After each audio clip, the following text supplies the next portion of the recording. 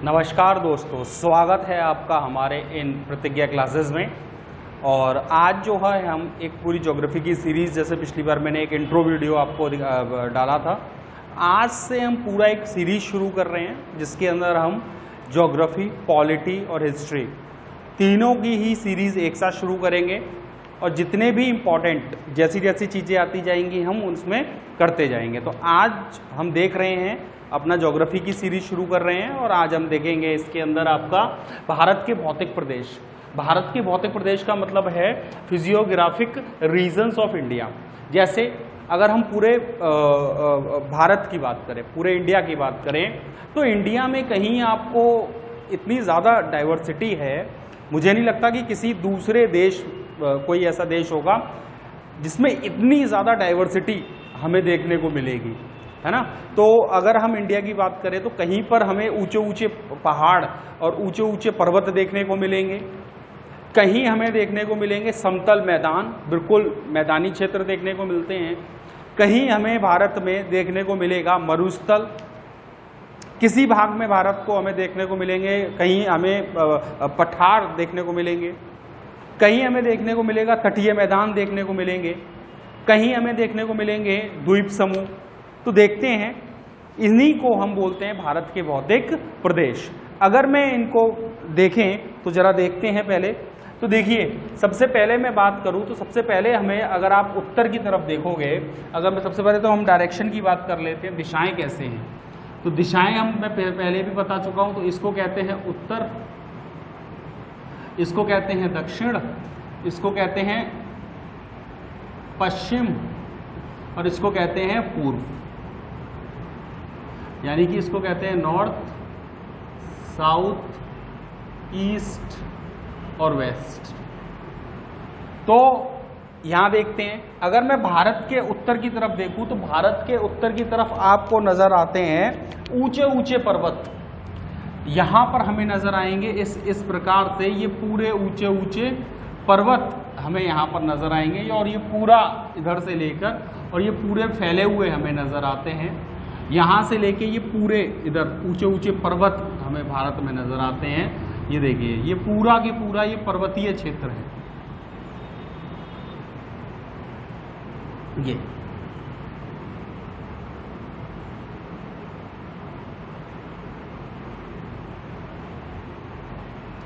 जैसे ही हम इन पर्वतों से और नीचे की तरफ आएंगे, दक्षिण की तरफ आएंगे, तो आपको देखने को मिलेंगे, इसी में आपको देखने को मिलेंगे भारत के मैदानी क्षेत्र। यहीं आपको देखने को मिलेंगे भारत के मैदानी क्षेत्र। जैसे मैं यहाँ से इस भाग को थोड़ा सा अलग कर देता हूँ ऐसे करके। ये हमारा मरुस्थलीय, ये वाला जो भाग है ये हमारा मरुस्थल है। भारत में अगर कहीं मरुस्थल पाया जाता है तो वो ये ही भारत का मरुस्थल है। इसी को हम थार डेजर्ट भी बोलते हैं। ये भारत का मरुस्थल है, ये भारत का मरुस्थल है।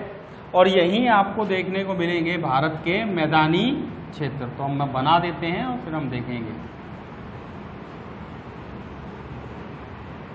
ये ठीक है, तो चलो देखते हैं। देखिए, ये वाला जो भाग है, ये वाला, इस वाले भाग को आप कहेंगे ये भारत का जो है सो मैदानी क्षेत्र है। ये भारत का मैदानी क्षेत्र है।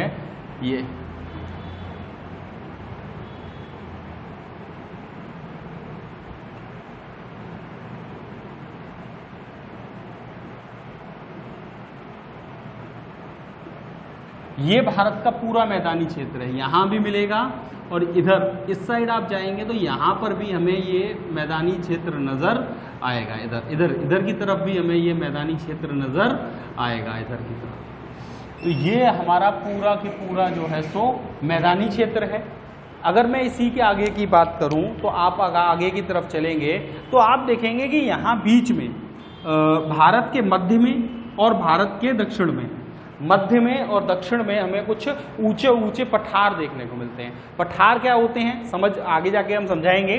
वैसे तो हम देख लेते हैं पठार कुछ नहीं, एक ये भूमि है और भूमि से इस तरीके से टेबल नुमा अगर कोई आकृति है और जो समतल भूमि है इससे कुछ उठा हुआ कोई भाग है तो उसको हम पठार के नाम से जानते हैं या इसी को हम कहते हैं प्लेटो। तो आप देखेंगे तो यहाँ पर आपको नजर आएगा ये, यहाँ पर आपको मध्य भारत में और ये पूरा दक्षिण भारत में आपको नजर आएंगे ये पठार, और इन्हीं पठारों में आपको मिलेगा मालवा का पठार मिलेगा, दक्कन का पठार मिलेगा, छोटा नागपुर का पठार मिलेगा और भी बहुत सारे पठार देखने को हमें मिलेंगे जैसे ये है। तो ये पूरा की पूरा आपका पठारीय क्षेत्र है। ये इसे हम बना देते हैं, ये भारत का पठारीय क्षेत्र है। यहीं अब मैं आगे की तरफ चलूं और हम देखेंगे, अब थोड़ा सा आगे की तरफ चलें और हम देखें तो अब आपको देखने को मिलेंगे ये भारत के तटीय मैदान हैं। ये जो भारत के हैं ये तटीय मैदान है जिसको इंग्लिश में हम कोस्टल प्लेन्स कहते हैं। तो ये इंडिया के कोस्टल प्लेन्स हैं, ये वाले, ये भारत के तटीय मैदान है। ये पूरा जो है ये भारत का तट है और ये भारत के तटीय मैदान है।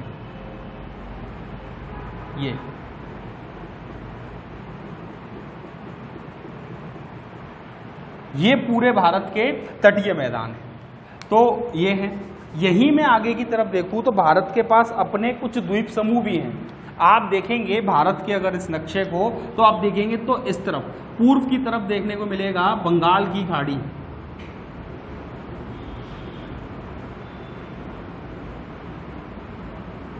यहां देखने को मिलेगी बंगाल की खाड़ी या बे ऑफ बंगाल,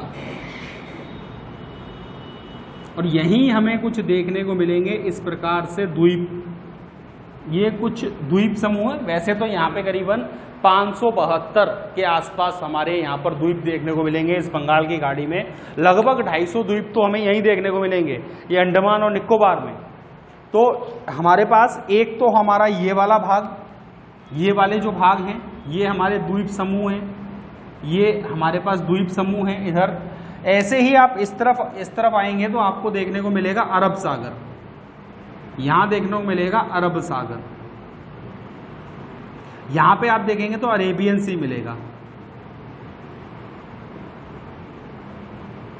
यहां देखने को मिलेगा अरेबियन सी, और यहां पर भी हमें कुछ इस प्रकार से द्वीप देखने को मिलेंगे। अलग अलग द्वीप हैं जो हमें यहां देखने को मिलते हैं यहां पर। तो यहाँ पर भी हमें कुछ द्वीप इस प्रकार से देखने को मिलेंगे। करीबन 36 द्वीप हैं यहाँ पर टोटल मिलाकर, और इन द्वीपों को बोला जाता है लक्षद्वीप। तो ये और ये दो भारत के पास द्वीप समूह हैं, ये दो भारत के पास द्वीप समूह हैं। तो अगर आप देखेंगे तो ये है भारत का पूरा की पूरा भौतिक प्रदेश का विभाजन, कि भारत को हम 6 भागों में बांटते हैं। वैसे तो कहीं कहीं आपको 5 भाग में मिलेगा, क्योंकि जो ये मरुस्थल है इसको इस जो हमारा मैदानी क्षेत्र है इसी में कभी कभी जोड़ लिया जाता है। तो चलिए, जैसे मैंने यहाँ साइड में लिख रखा है कि सबसे पहले हमें पड़ेगा उत्तर का पर्वतीय क्षेत्र। उत्तर के पर्वतीय क्षेत्र को हम जो है सो किस नाम से जानते हैं? वैसे आप लोग सब जानते होंगे, इसे हम हिमालय के नाम से जानते हैं। भारत के उत्तरी जो पर्वतीय क्षेत्र है उसको हम कहते हैं हिमालय। और ये अगर मैं देखूं तो ये भारत के, ये जो है सो भारत के लगभग 5 लाख वर्ग किलोमीटर में फैला हुआ है। कितने में फैला है? ये फैला हुआ है लगभग 5 लाख वर्ग किलोमीटर में, ये फैला हुआ है 5 लाख वर्ग किलोमीटर में। ऐसे ही आप देखें तो ये है भारत का मैदानी क्षेत्र, इसको हम कहते हैं द ग्रेट नॉर्दर्न प्लेन्स। अगर हम मैदानी क्षेत्र की बात करें तो ये लगभग 7.5 लाख वर्ग किलोमीटर में फैला हुआ है। वहीं आप भारत के इस मरुस्थल की बात करेंगे तो ये भी कम नहीं है। अगर हम मरुस्थल की बात करें तो भारत के मरुस्थल को थार का मरुस्थल कहते हैं। क्या कहते हैं? थार का मरुस्थल कहा जाता है। और ये करीबन 3.58 लाख किलोमीटर स्क्वायर में फैला हुआ है। करीबन 3.58 लाख वर्ग किलोमीटर में ये फैला हुआ है। मैं ये सब इसलिए बता रहा हूं, अभी इसके बाद एक मिनट के बाद बात करते हैं। ये है भारत का प्रायद्वीप।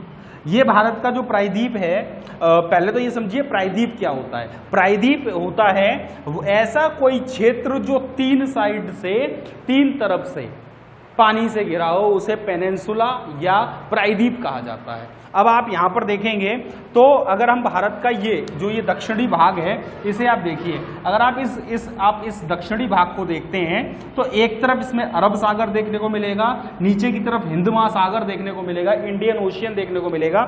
इसके आप इस तरफ चले जाएंगे तो यहाँ मिलेगा इंडियन ओशियन।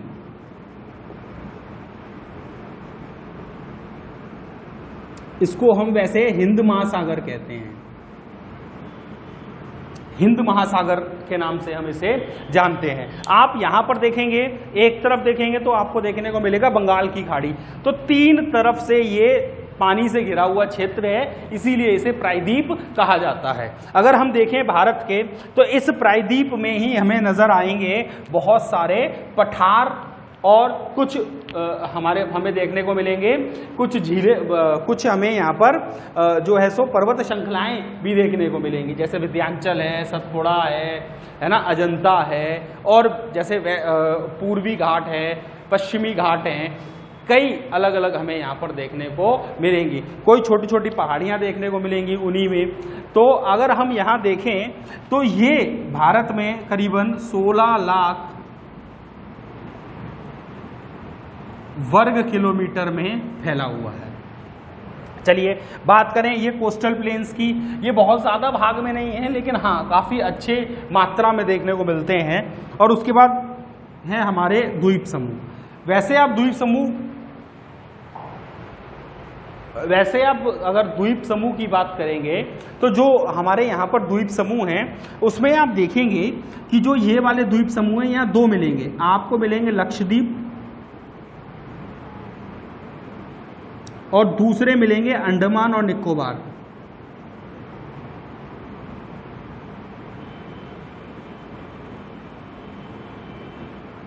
लक्षद्वीप और अंडमान और निकोबार हमें यहां पर देखने को मिलेंगे।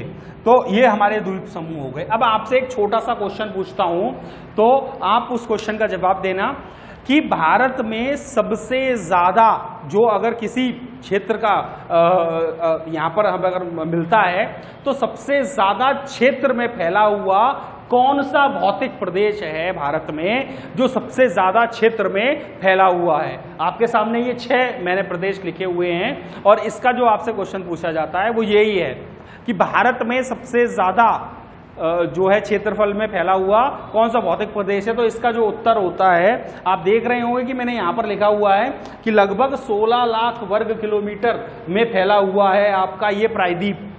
तो जो प्रायद्वीप ये भारत है, ये भारत का सबसे ज्यादा फैला हुआ भौतिक प्रदेश है। चलिए अब इसके बाद हम आगे बात करते हैं। ये तो आपको मैंने समझाया भारत के भौतिक प्रदेश। आप चाहें तो इसे राइट डाउन कर सकते हैं। और